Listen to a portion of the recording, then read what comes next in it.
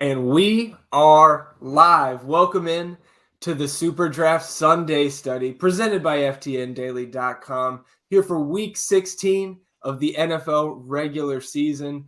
My name is Zac Graham, aka Kawaisenberg, DFS, and I'm here with my good friend Vlad Sedler on the day after Christmas. Some great Christmas football, some pretty good Christmas basketball as well, and I know a bunch of good food in my household. But Vlad, it's good to see you. How was your holiday, and how you doing this morning? It was really nice, and it's good to have some football the day after. Obviously, we had football yesterday. We almost had football the day before. It's been football every day, which obviously we can't complain about. And, a few more weeks here before the playoffs, a couple more weeks, and we still have a lot of money to win. So I think we can help our friends do that today. Yeah, I was sitting there like kind of halftime of the Colts-Cardinals game last night. I think there was one NBA game left to go, and it crossed my mind like, oh my God, we have a football main slate tomorrow. So I'm pumped up. I'm ready to go.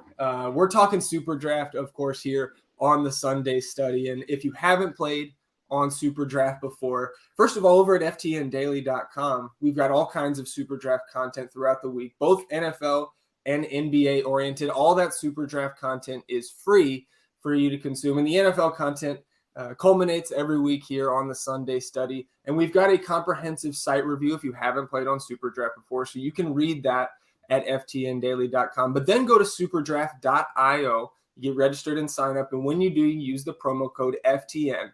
And on any deposit of $100 or more, SuperDraft's going to give you $100 in bonus funds. So one of the best deposit offers in the industry right there, and a great way to kickstart your bankroll and your experience here on SuperDraft. And the main difference on SuperDraft from maybe your DFS sites you're more familiar with in the past is we're using multipliers instead of your typical salary cap structure. So we'll get into the multiplier plays here in a minute, Vlad. But as you well know, SuperDraft also has a game mode called Super 15. And so we've got every week this grid 5x5 of NFL players, also offered for NBA. But here's the Week 16 grid. We've got $15 to build our best lineup here. And as we saw in Week 15, the grid took some hits too, so like some of these NFL teams. We see Dalvin Cook out there, Travis Kelce, no Brandon Cooks, Jameson Crowder, all those guys out on the grid. So a shorthanded grid once again, Vlad. But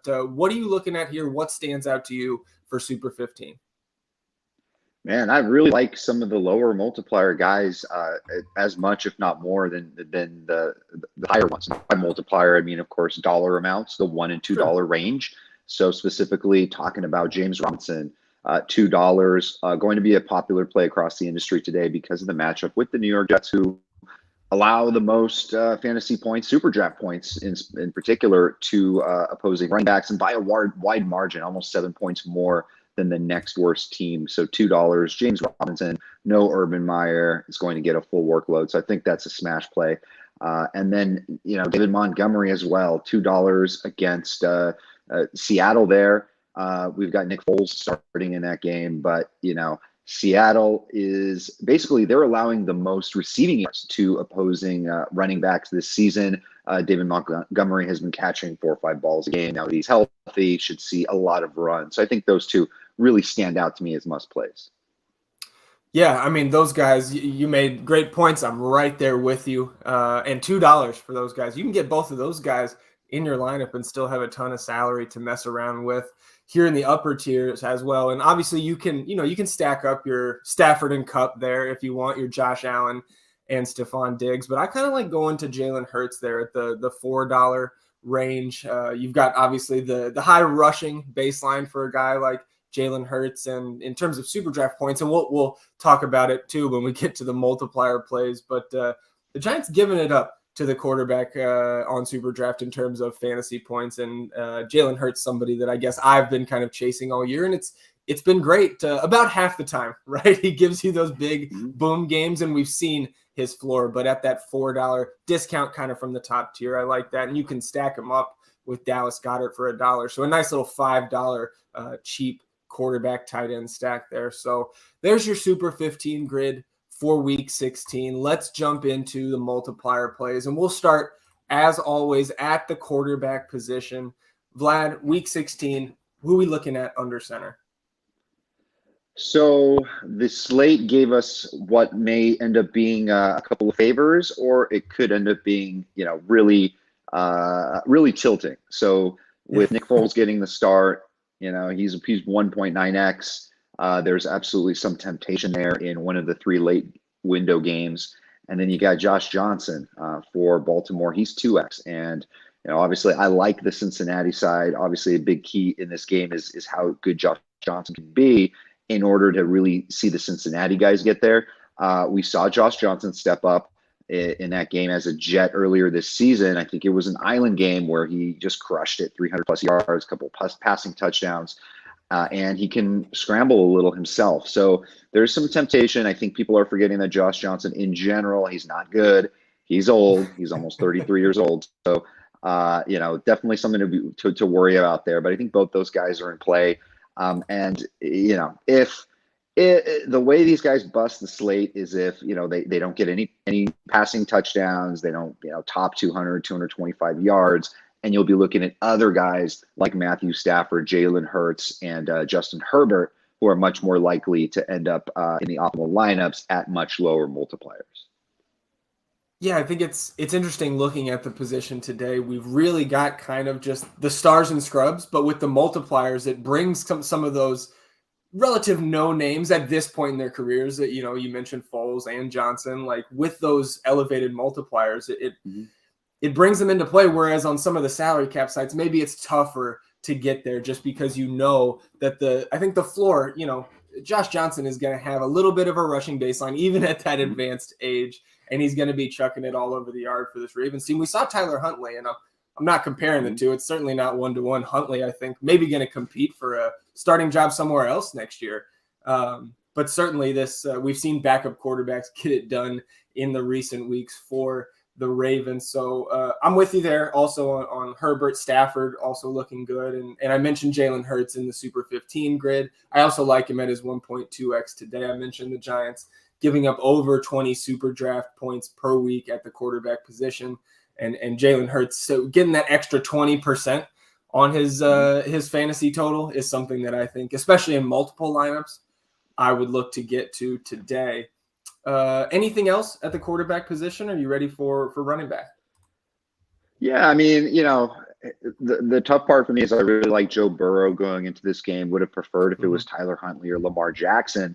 And the quandary there is if Josh Johnson gets there, and probably puts him at a better advantage than Joe Burrow. If that game ends up shooting out and Joe Burrow is a play, it makes almost Josh Johnson a better play because the discrepancy in the multiplier is so huge, 125 to 19.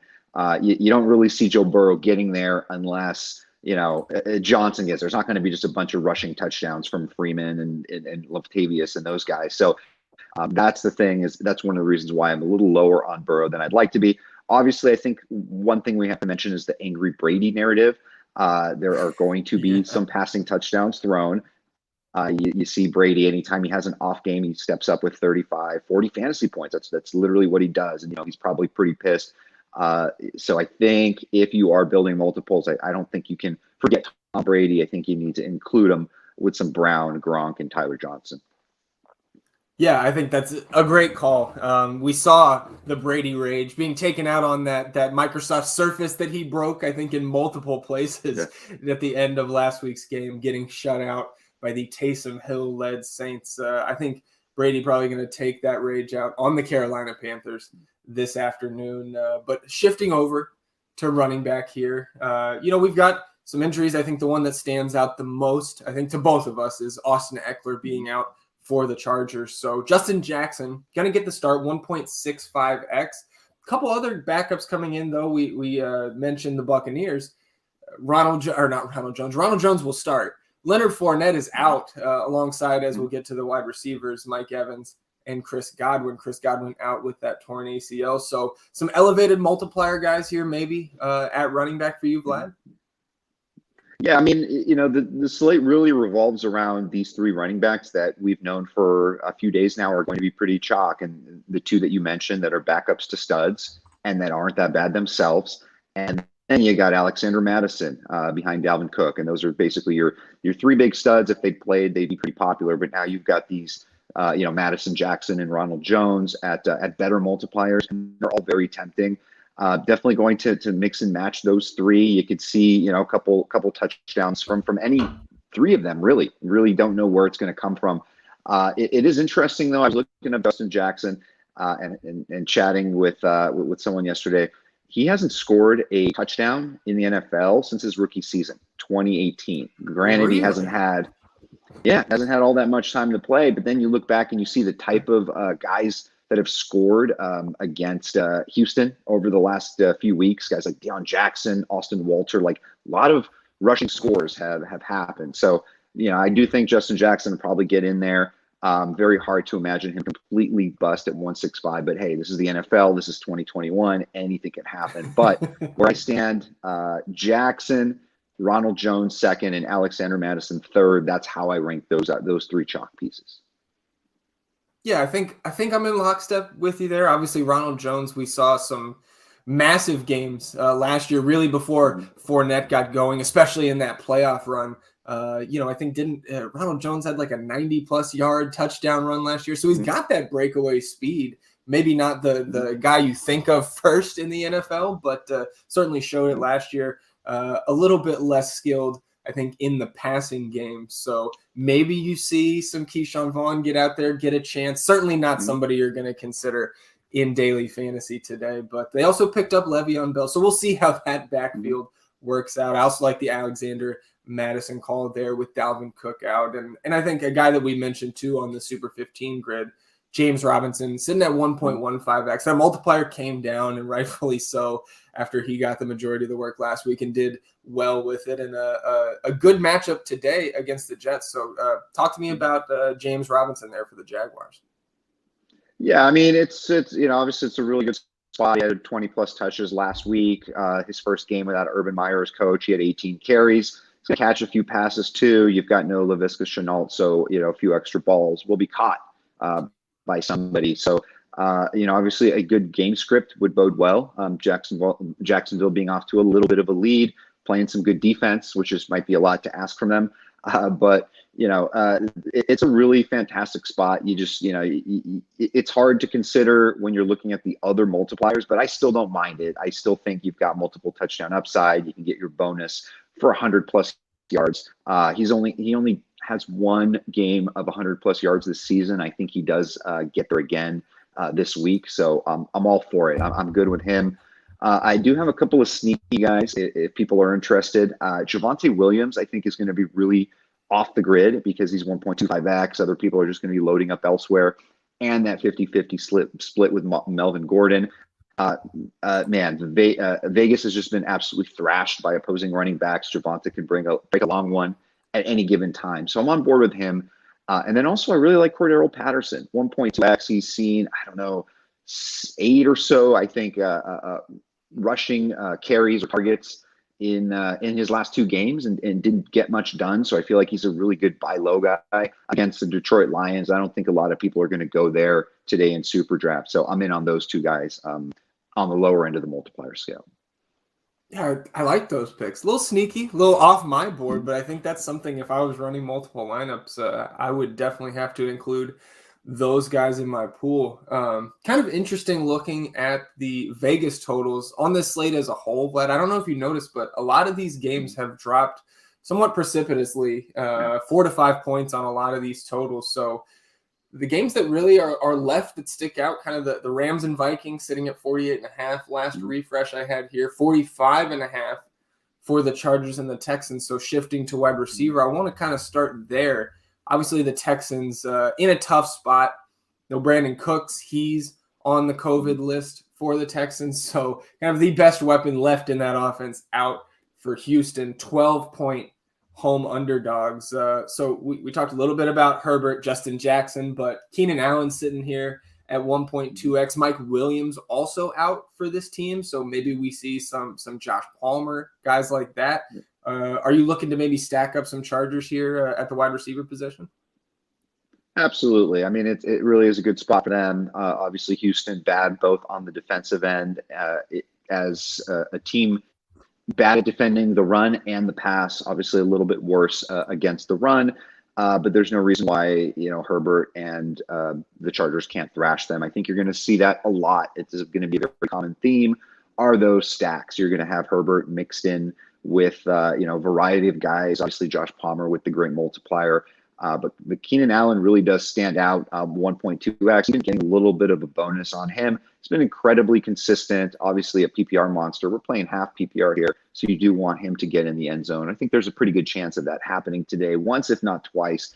So on board with him. I don't mind the idea of getting in some lineups with those low multiplier guys at receiver, him with Cooper Kupp together, for example, because you are going to get some savings, quote unquote, at the other position. So playing Cooper Kupp in what looks like the best scripted game, hopefully, it should be a good spot. Kupp and Keenan Allen together, I'm on board with that. Yeah, I like it. And Cooper Kupp chasing Calvin Johnson's receiving record. I don't think that's out of reach at this point with 3 games remaining for the Rams. I think about 380 yards shy of that record, if I recall correctly. You're also going to look now with no Chris Godwin, no Mike Evans, Antonio Brown back for this Buccaneers team, right? I believe 1.15 or 1.2x lower multiplier. And you've got a guy like Tyler Johnson sitting at 1.6x. He got 7 targets on Sunday Night Football after Evans and Godwin went out. You've also got Scotty Miller there at 1.65x. So are you sticking with AB, or are you looking maybe at some of these kind of value higher multiplier receivers? As it's turning out when I'm making my lineups, a lot of the Tampa Bay receivers I'm just putting in Brady teams, and I don't really have too many of those. I really want to get those high-end quarterbacks in and the ones with the higher multipliers. So, Antonio Brown, I don't have much as a standalone. I think there's some other guys in his range that I like just as much. It's his first game back in a while. Honestly, anything could happen. I don't know if necessarily we see a monster game out of there. Kind of trending a little bit more towards Ronald Jones. And then obviously I'm open to a tight end on that team that I'm sure we'll talk about. So I'm in on him. The one guy, we mentioned some of the higher multiplier guys, and we alluded to it in on the LA side. Maybe Nico Collins finally gets there. He's a big, talented receiver for Houston. You've got no Brandon Cooks in the mix. Someone needs to kind of take a hold of that role. Davis Mills is probably going to be looking his direction a lot. He's 2x. The way that this game scripts out, I don't really see any possibility that Houston kind of, takes off a big lead and just runs the ball. They're going to be passing a lot. Nico Collins, I think at 2x is an interesting play. I don't know if a lot of people are going to do a bring back with the Chargers, but I think it's worth a shot. And then obviously the Jacksonville guys, Marvin Jones, 1.7x. We didn't get that sort of bounce back game we were looking for last week. Maybe it happens this week. But then Laquan Treadwell has just been more steady lately, at least over the last month, and he's 2x. So I think those are a couple of higher multiplier guys we can look to pivot off of the popular Josh Palmer today. Yeah, I like the Treadwell call there at 2x. Been kind of sneaky the last couple weeks, and certainly sneaky today with some of maybe the shinier new toys, right, in those Chargers receivers, the Buccaneers receivers. Maybe Treadwell goes undervalued and overlooked. Another guy, shocker. I feel like I have to point my guy out every week, right? Deontay Johnson sitting at 1.35x. It's tougher on SuperDraft where it's only the half point per reception, but we know this guy has double, multi touchdown upside. But he's got to, put it together. I think the Steelers probably, even with the Chiefs not having Travis Kelce, I think the Steelers probably going to be playing catch up in this game at some point, at least. So I like taking a shot on Deontay. I like taking a shot on a guy like Chase Claypool, who has been up and down, maybe some more downs over the last month with this Pittsburgh team, but another guy, kind of a freak athlete. And we know Roethlisberger's just hucking it, chucking it all over the yard, throwing it up for grabs, especially when this team is down. So I don't hate taking a shot there. And you talked about Nick Foles at the quarterback position. So, are we looking at a Darnell Mooney, or are we looking to maybe stack with Foles? Yeah, absolutely. That's at least how I'm doing it in a lot of my lineups. Darnell Mooney is the most logical choice. I think especially because the other guy that people might be looking at, Cole Kmet, 1.65x. he still doesn't have any touchdowns this season. Maybe Foles is the guy to get him there. I don't know. But, Jesper Horsted, Sora, and Jimmy Graham occasionally comes in and steps in and catches one. But yeah, still no touchdowns for Cole Kmet. Mooney is the one that makes the most sense. He's the guy that could top 100+ yards. We know that Foles can chuck it. I still think he's got a little bit up his sleeve. So I'm in on that. And on the other side of that, if you are stacking, Tyler Lockett is back.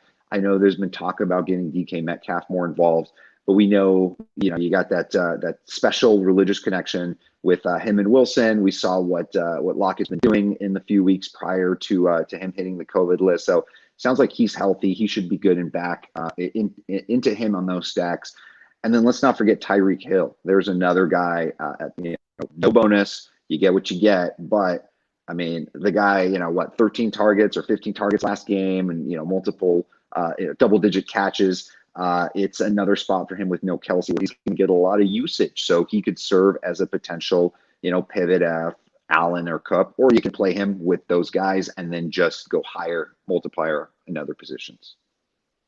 Yeah, I like that. And certainly with Kelsey out at the tight end position, that's a guy who garners double-digit targets in that Chiefs offense every week. So you would think that maybe Tyreek Hill gets force-fed even more than you would normally expect.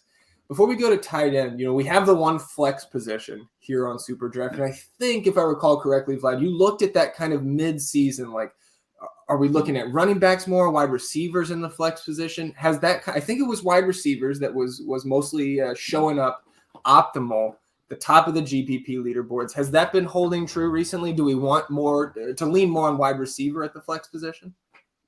So I believe it was up until week 12. There had only been one wide receiver in the flex, so it had been mostly running backs. And and there was basically a stretch of basically 2 of the last 3 weeks have been a receiver in the winning lineup for the red zone. This past week, it was Jeff Wilson. So people the winner played James Robinson, Najee Harris, and Jeff Wilson. I don't know. To me, it feels like another week with a running back this week, just because there are just so many good values. It's really hard not to play 3 running backs. I think that'll be the way that a lot of people go. That's at least how we'll go with it in the gunslinger. But, again, same thing on the flip side. So many solid wide receivers that you can really go both ways. It's really a matter of roster construction and how you feel about the builds. Yeah, absolutely. With the extensive inactive list around the league today, certainly a lot of ways to get different with that flex position here. But let's finish up, as we always do, positionally with the tight end. And obviously no Travis Kelce on this slate for us now, but still some really attractive tight end options with lower multipliers. You've got Gronkowski, Mark Andrews, both of those guys coming off games. Gronk, a ton of targets, not a lot of production. Mark Andrews, ton of targets, turned it into a lot of production. Some week winning performance, or a week winning performance by Mandrews last week. But now he's got Josh Johnson. So I guess down here, the lower end of the multipliers, what are we prioritizing at tight end?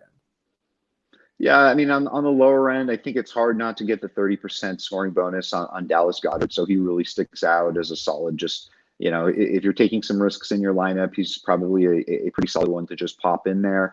Of course, him scoring a touchdown is going to be what the differentiator is.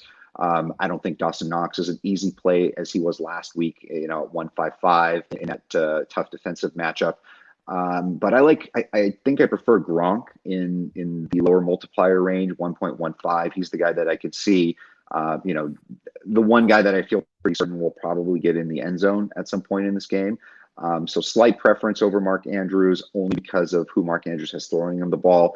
Maybe Johnson shoots it out more to the Hollywood Browns and the Rashad Batemans of the world. So, if you're game stacking Baltimore in Cincy, I think you can go with Andrews. I think otherwise, if you're talking about the lower multiplier range, Gronk's probably the way that I'm going to go.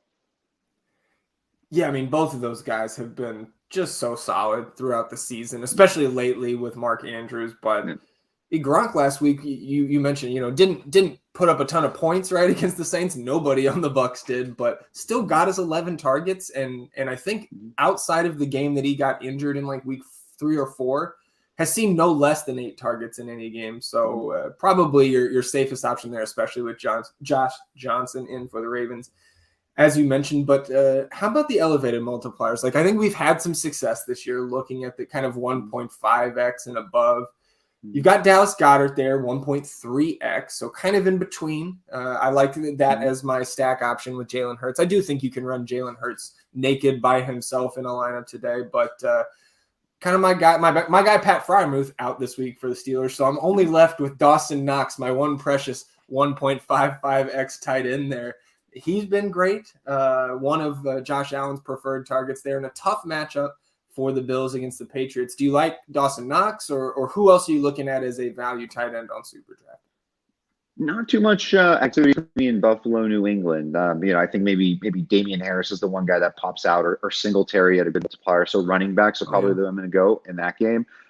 So I'm not going to have too much Knox, maybe to my detriment. We'll see. But I will have some Cole Kmet at 1.65x, to just because the multiplier, the fact that he really is overdue for a touchdown. Do think it's possible that Nick Foles gets him there. So he's the guy that's most intriguing to me. Kyle Pitts, I think, is still in the mix. He only has that one touchdown, and it wasn't even in the United States this season. But, we saw a whole bunch of targets last week for him. Things are starting to, kind of move in his direction. So 1.4x. And then Noah Fant, 1.55. A lot of activity, caught a lot of yards in PPR. He was great. Didn't get over 10 last week, unfortunately, at base points. But 1.55 is a good price if you're looking for something in that late window and you don't want to go with Cole Kmet. He might be the way to go. Yeah, I like those options. Again, man, every time I talk to you, Vlad, my player pool expands on SuperDraft, and it's been working out pretty well for all of us here on the Sunday Study this year. Let's close it out.